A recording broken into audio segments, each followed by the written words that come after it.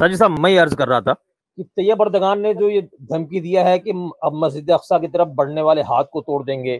कल खबर थी कि लेबनान की तरफ से भी रॉकेट दागे गए हैं।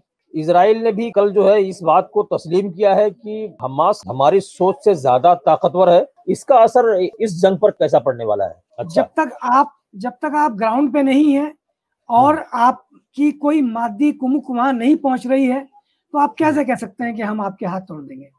इसराइल से आपके तमाम तर मरासिम हैं, आपके सिफारती तिजारती वहाँ इंटरेस्ट हैं। अगर तुर्की आज की तारीख में इसराइल से दो दो हाथ करता है तो इसराइल के जो तिजारती इंटरेस्ट हैं उनका क्या होगा, जो कई कई कई कई मिलियन डॉलर्स में है, कई बिलियन डॉलर्स में है, उनका क्या होगा? तो ये सरासर मुनाफकत है। कोई अमली इकदाम इस्लामी दुनिया से इस वक्त मुमकिन नहीं है।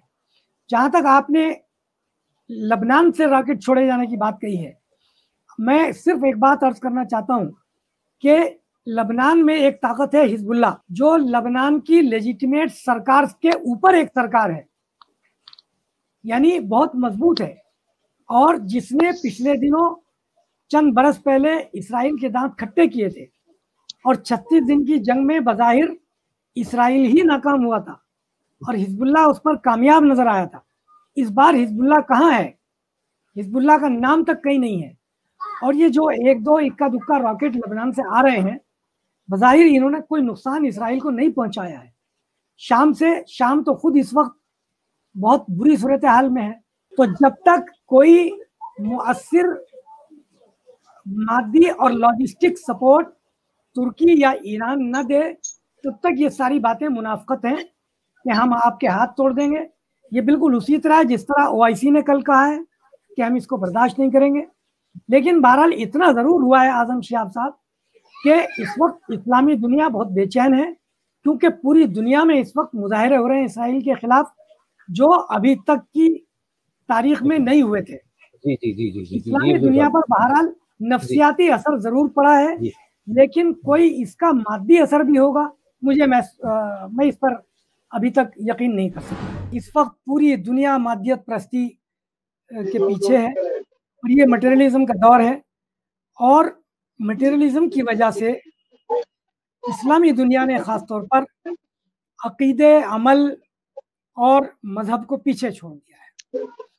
यही वजह है, आप देखेंगे कि जो ओआईसी की कॉन्फ्रेंस हुई है उसमें पहली बार, यानी मैं कम से कम अपनी होश के एतबार से कह सकता हूं कि पहली बार इसराइल के खिलाफ इतनी सख्त जबान इस्तेमाल की गई है। लेकिन ये भी पहली बार देखने को मिला है कि इस्लामी दुनिया के ममालिक आपस में एक दूसरे पर इल्जाम तराशी करते हुए पाए गए हैं इसराइल से ताल्लुकात रखने के लिए। यानी जिन इस्लामी और अरब मुल्कों ने हालिया बरसों में और उससे पहले इसराइल से अपने तिजारती और सिफारती ताल्लुकात उस्तवार कर लिए हैं, उन मुल्कों पर ओआईसी के अंदर तनकीद हुई है। और यही नहीं हुआ है, बल्कि जिन मुल्कों के ताल्लुकात हैं वो आपस में एक दूसरे पर उन्होंने तनकीद की है। तो मैं इसको मुनाफकत कहता हूँ। इस मुनाफकत की वजह से अरब और फ़लस्तीन के लोग पिसते चले गए, और इसी मुनाफकत की वजह से इसराइल जैसी नाजायज़ गासिब ताकत मजबूत होती चली गई। इस्लामी और अरब दुनिया ने जो मुनाफकत की है फ़लस्तीनियों के साथ, उसकी वजह से ये मामला ख़राब होता चला गया। ये जो तसादुम है, ये ताकत के तवाज़ुन के एतबार से इंतहाई गैर मुतवाज़िन तसादुम है। अगर आप ताकत के तवाज़ुन के एतबार से देखेंगे तो कोई तवाज़ुन नहीं है, लेकिन चूंकि हमास के पास बज़ाहिर सारी इमदाद बंद है इस वक्त, कोई अरब मुल्क इस वक्त हमास को तो खैर पहले भी मदद नहीं कर रहा था, कोई अरब मुल्क फतह को कर रहा था जो उनका एक अलग फैक्शन है पीएलओ। लेकिन अब बहुत दिनों से अरब ममालिक की फतह को दी जाने वाली इमदाद भी बंद है। इसी वजह से महमूद अब्बास से कल कहा गया है, जो बाइडन ने कहा है कि हम आपकी इमदाद जारी कर देंगे अगर आप हमास से ये हमले रुकवा दें। लेकिन इस वक्त फ़लस्तीन की सूरत हाल ये है कि फ़लस्तीन के तमाम मुसलमान, तमाम फैक्शन, चाहे वो मुसल्ला फैक्शन हो या गैर मुसल्लह हों और पॉलिटिकल हों, वो फतह से बहुत नाराज हैं और हमास की तरफ आ रहे हैं। तो फ़लस्तीन में सूरत हाल ये है। उधर इसराइल की सूरत हाल ये है कि वहाँ इस वक्त जो प्राइम मिनिस्टर हैं वो नाजायज़ हैं, क्योंकि वो अक्सरियत खो चुके हैं और सदर ने वहाँ के अपोजिशन लीडर को सरकार बनाने की दावत दी है और कहा है कि आप कोalition बनाएं अपना। इस दौरान ये मामला हो गया। इस वजह से बेंजामिन नेतन्याहू की पोजीशन इस वक्त मजबूत है। अब मैं तीसरे उनसुर पे आता हूं जिसका इशारा आजम शाह साहब ने किया था। देखिए, ये बात सही है कि हमास और इसराइल की ताकत का कोई मुवाजना नहीं, लेकिन कल हमास ने एक बात कही है कि ये जो अभी तक हमने रॉकेट छोड़े हैं ये तो हमारा पुराना माल पड़ा हुआ था जिसको हम डिस्पोज ऑफ करना चाहते थे और अभी हमने नया माल शुरू नहीं किया है। एक बात याद रखने की है कि हमास का एक रॉकेट पहली मर्तबा 220 किलोमीटर की रेंज तक गया है। बज़ाहिर आर्बिट्रेशन या सुलह या सालिसी की कोई गुंजाइश मुझे इस मर्तबा नज़र नहीं आती। उसके मुख्तलिफ असबाब हैं। उनमें से एक सबब यह है कि सालिसी वहाँ होती है जहाँ दो लेजिटिमेट पावर्स होती हैं, तो कोई तीसरा लेजिटिमेट मुल्क या ताकत उसमें सालिसी करती है।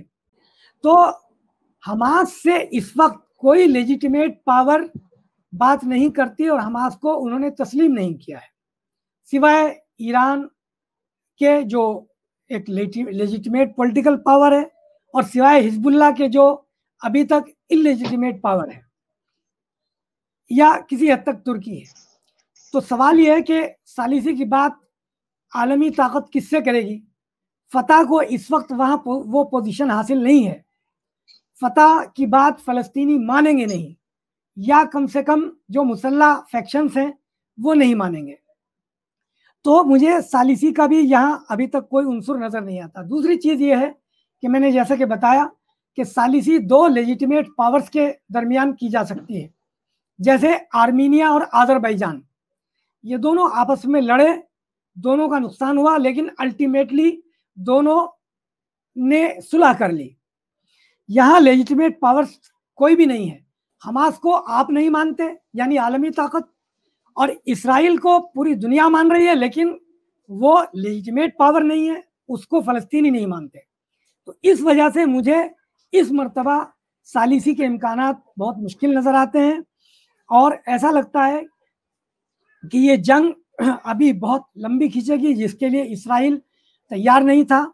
आयरन डोम की आपने बात कही है, 50 लाख डॉलर एक बैटरी में लगते हैं, और एक बैटरी का मतलब ये है कि उससे 10 या 12 रॉकेट छोड़े जा सकते हैं, जो हमास की तरफ से आने वाले रॉकेट को नाकारा करते हैं। बदूर साहब, हमास के साथ भी सद्दाम हुसैन जैसा सलूक किया जा सकता है या करने के लिए उसको इतना तैयार किया जा रहा है, क्या कहेंगे इस बात? भाई देखिए, ये बात तो सही है, जब वो सद्दाम हुसैन को फाइंड आउट कर सकते हैं, उसामा को फाइंड आउट कर सकते हैं, तो क्या उन्हें ये मालूम नहीं है कि हमास की क़यादत कहाँ है या जो मिलिट्री उसका विंग है वो कहाँ है जो रॉकेट भेज रहा है? बजाय इसके कि वो $1 करोड़ इस पर खर्च करें कि वो उनकी तरफ से आने वाले रॉकेटों को मार गिराएं और उनमें से कुछ इसराइल में भी आकर गिर जाएं, वो डायरेक्ट हमास की मिलिट्री विंग को ख़त्म कर सकते हैं, लेकिन वो नहीं कर रहे हैं। तो इसके इम्कान हैं, लेकिन सवाल वही है कि बाकी फ़लस्तीनियों का आप क्या करेंगे, जिन्होंने यानी बच्चे के अंदर जो जज्बाए शहादत मौजूद है। आप देखिए तस्वीरों में कि वहाँ इसराइली फोर्स का कब्जा है। इवन बैतुल मक़दस में मस्जिद अक़सा के चारों तरफ कब्जा इसराइली फौज का है। आप अंदर नमाज पढ़ने के लिए जाते हैं तो बाकायदा वहाँ कंप्यूटराइज एंट्री है, उसके बाद आपको अंदर जाने दिया जाता है। मगर एक 8-10 साल का बच्चा भी इसराइली फौजी की आंखों में आंखें डाल के बात करता है, यानी उसको खौफ नहीं है, उसको इसका खौफ नहीं है कि वो मार देगा, और पत्थर ही उनकी तरफ उछाल कर वो फेंक देते हैं। जैसा कि एक रिपोर्ट आई है कि इस वक्त 2.5 लाख से ज़्यादा फ़लस्तीनियों के घरों में बंदूकें और राइफलें हैं, तो अगर जैसे खुर्रम भाई ने कहा कि हेड ऑन जंग हुई तो कुछ तो नुकसान होगा। तो बहरहाल खतरे की ढांग पर इसराइल बैठा है और फलस्तीनियों और हमास के पास खोने के लिए कुछ नहीं है। तो इसके इम्कान बहुत कम है कि वो हमास को सद्दाम बनाएंगे, लेकिन कोशिश तो बहरहाल इसराइल की ये हो सकती है।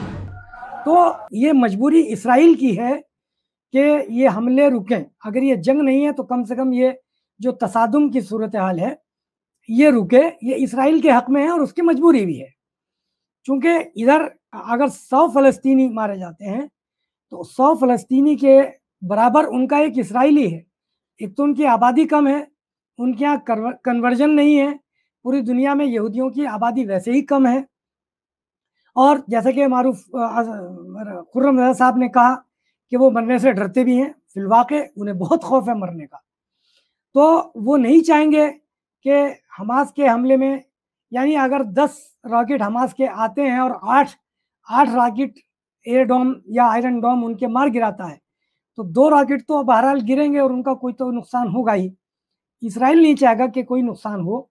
और ये जैसे खुर्रम भाई ने कहा कि ये थोड़े ही दिनों की बात है, उसके बाद वहाँ इलेक्शन होंगे और नेतन्याहू ने अपनी पोजीशन को मजबूत करने के लिए ही इसको थोड़ा सा लिंगर ऑन किया है, वरना इस वक्त इसराइल की सूरत हाल वाकई बहुत ख़राब है और इसराइल के अंदर प्रोटेस्ट शुरू हो गए हैं। खुद यहूदियों में नाराज़गी पैदा हो गई है, यहाँ तक कि वहाँ के जो 2-3 बड़े अखबारात हैं, हैरिट्स और एरनोत और 1-2 और, उनमें आर्टिकल आने लगे हैं अब इसराइली हुकूमत के इक़दामात के ख़िलाफ़।